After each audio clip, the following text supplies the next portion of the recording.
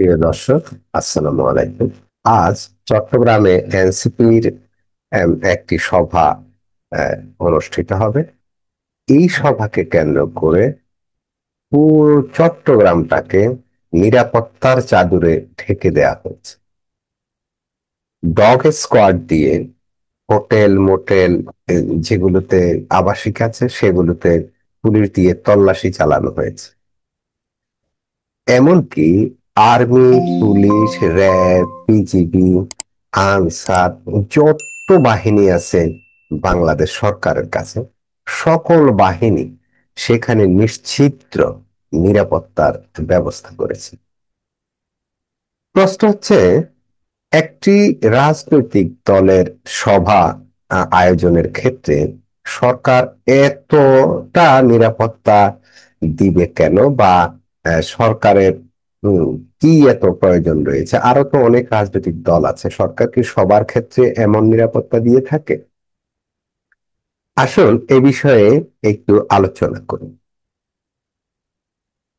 বাংলাদেশের রাষ্ট্রপতি যদি ঢাকার বাইরে কোথাও গিয়ে প্রোগ্রাম করে, তাহলে আহ, প্রতি ঘন্টায় খরচ হয় 72 লাখ টাকা। আবারও বলছি, প্রতি ঘন্টায় খরচ হয় 72 লাখ টাকা, যদি প্রেসিডেন্ট ঢাকার বাইরে কোথাও প্রোগ্রাম করে।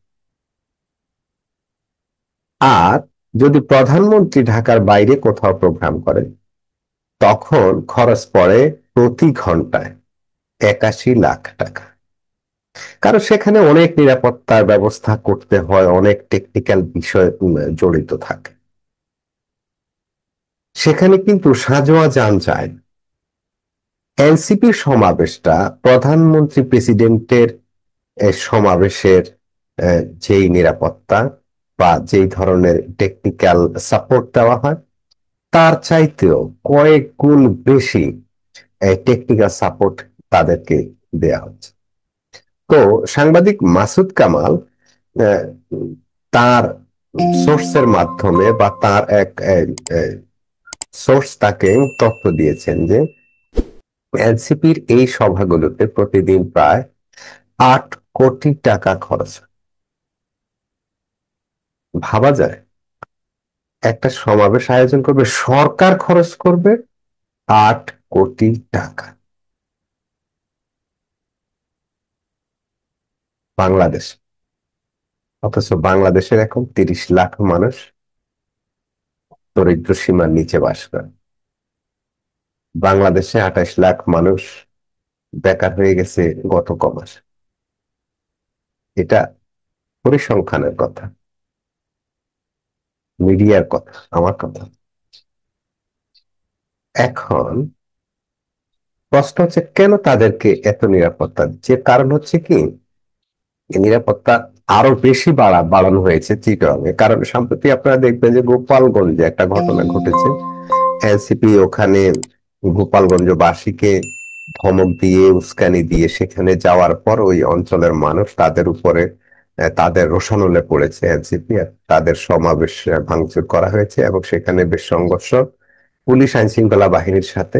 সাধারণ মানুষ, সেখানে 5 জন মানুষ মারা যাওয়ার খবর এ পর্যন্ত পাওয়া গেছে। তবে অসমর্থিত সূত্রে মৃত্যুর সংখ্যা আরো অনেক বেশি বলে জানা যায়। যাই হোক, এরপরে গতকালকে কক্সবাজারের পেকুয়ায় এনসিপির যে সমাবেশটা হলো, সেখানেও তারা বিএনপির এক নেতার তার বিরুদ্ধে উস্কানিমূলক বক্তব্য রেখেছিলেন। সে কারণে তাদের নেতা কর্মীরা উত্তেজিত হয়ে তাদের মঞ্চ ভেঙে দেয়। এরপরে এখন তাদের নিরাপত্তাটা আরো বহু বহু গুণে বাড়ানো হয়েছে। প্রয়োজনে প্রতিদিন যদি 10 কোটি 20 কোটি টাকাও এনসিপির পিছনে খরচ করা লাগে, সরকার করবে। এমনটাই শপথ নিয়ে কিন্তু সরকার নেমে গেছে। যাই হোক, আমরা চাই বাংলাদেশে যতগুলো রাজনৈতিক দল আছে সবাই মত প্রকাশের স্বাধীনতা পাক। সবার পিছনেই সরকার এই প্রতিটা সমাবেশে 10-20 কোটি টাকা করে ব্যয় করুক, প্রয়োজনে আরো বেশি 100-200 কোটি টাকা ব্যয় করুক, তাতে কোনো সমস্যা নেই। দেশ গোল্লায় যায়, ওনারা ভালো থাকলে। প্রিয় দর্শক, আজকের ভিডিও এ পর্যন্তই। দেখা হবে পরবর্তী কোনো ভিডিওতে। সে পর্যন্ত সবাই ভালো থাকুন, সুস্থ থাকুন। আল্লাহ হাফিজ।